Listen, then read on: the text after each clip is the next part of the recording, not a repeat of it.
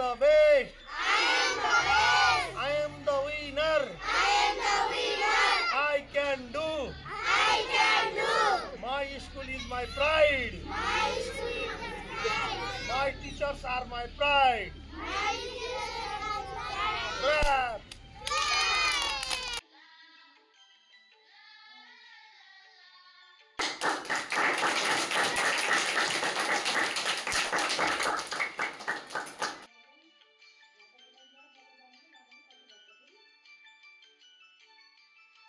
अब सुन्नुहोस् in case dustbin भएन भने के गर्ने होला हजुर कसले भन्नुभयो यता कोही ओहो ल हजुर के भएन सरी ओके इन के कुइनेर नकुइने भनेर डस्टबिन लेखाएर छ भने कुइनेलाई कुइनेतिर राख्ने नकुइनेलाई नकुइने कति राम्रो हाम्रो स्कुल सफा भयो भएन हामीले घर पनि सफा गर्यौं राइट बाटोमा पनि फालेनौं हो नि फालेनौं अनि स्कुलमा पनि फालेनौं मनी खोला जानुभयो कति राम्रो ठाउँमा जानुपर्छ नेचरमा जानुभयो है गुड नदीको छेउमा जानुभयो केमा जानुभयो गर्नु त्यसपछि त प्रकाशी त अनि के गर्नुहुन्छ झ्यालबाट फाल्नुहुन्छ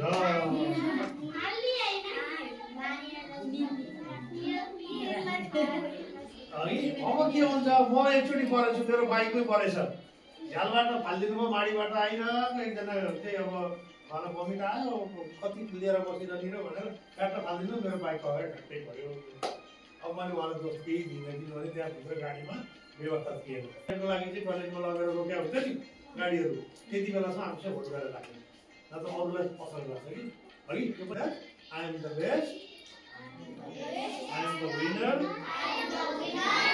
I can do. मिलिरहेको छ I am blessed. यस्तो के गर्छौँ कुइने र नकुइने छुट्याउँछ यो उसमा टिकेर लिएर यो मेरो साथी हो तपाईको साथी हुनुहुन्छ नि हुनु न धेरै कुरा चाहिँ टेक्निकली भयो अब उहाँले गर्ने छौँ अहिले मात्रै हेर्नु कि पछि गर्ने छौँ उहाँले चाहिँ अब हामीले साह्रै राम्रो सिकाउनु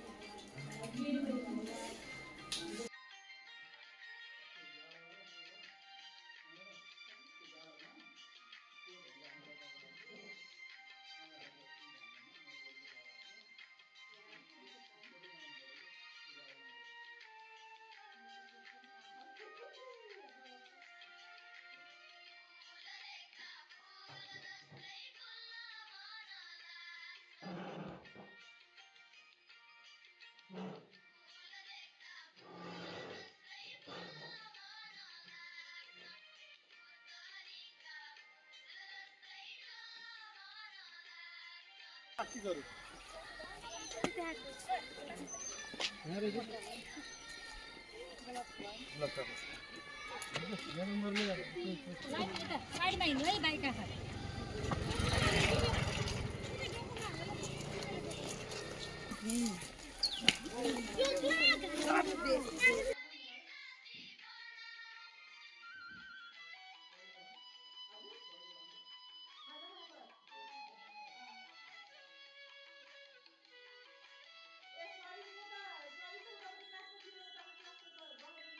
कुरा हो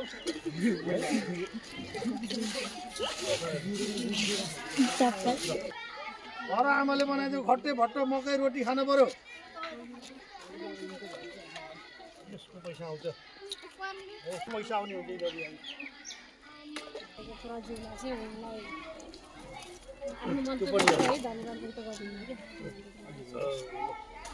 सर्वप्रथम विद्यार्थी भाइबहिनीहरू हाम्रो अभियानका अब्दुल घिमिरे सर हुनुहुन्छ सानो लिडरसिपको उहाँलाई 3 नम्बरले स्वागत गर्न चाहन्छु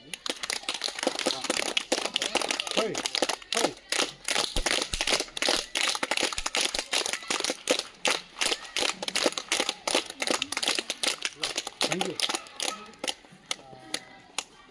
यो अभियान आजको दिन यो अभियानबाट विद्यार्थी भाइबहिनीहरूले पक्कै पनि केही न केही नलेज चाहिँ प्राप्त गर्नुभएको छ फोहोरको पनि वर्गीकरण गर्न जान्नुभएको छ फोहोर पनि न्यूनीकरण कसरी गर्न सकिन्छ भन्ने कुरा जान्नुभएको छ र त्यसको व्यवस्थापन पनि कसरी गर्न सकिन्छ जान्नु भएको छ। अब फोहोरबाट पनि मोहर हुँदो रहेछ नि थाहा पाउनुभयो यस कति राम्रो है। फोहोरबाट मोहर हुँदो रहेछ, यो बेच्यो भने हाम्रो मोहर आउँदो रहेछ। र त्यसपछि गएर कुहिने एकातिर राख्यो भने मल पनि बन्दो रहेछ, कुरो भन्नुभयो।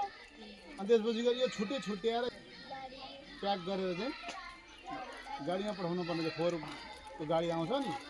विशेष गरेर हाम्रो चाहिँ सरसफाइ अभियान सामाजिक नेतृत्व मित्र अपिल घिमिरे सरलाई चाहिँ विद्यालयमा विशेष गरेर हार्दिक स्वागत पनि गर्न चाहन्छु। र यो अभियान विद्यालयसम्म आएर जुन चाहिँ अभियान सञ्चालन गरिदिनु भयो त्यसको लागि म विद्यालयको तर्फबाट समग्र शिक्षक स्टाफ परिवारको तर्फबाट हार्दिक धन्यवाद व्यक्त गर्न चाहन्छु। र आगामी दिनमा यो सहकार्य निरन्तर रहनेछ र विद्यार्थीलाई हामीलाई उत्पन्न कार्यक्रम पक्कै पनि आगामी दिनहरूमा यहाँहरूको चाहिँ समय हामीले पाउनेछौँ भन्ने अपेक्षा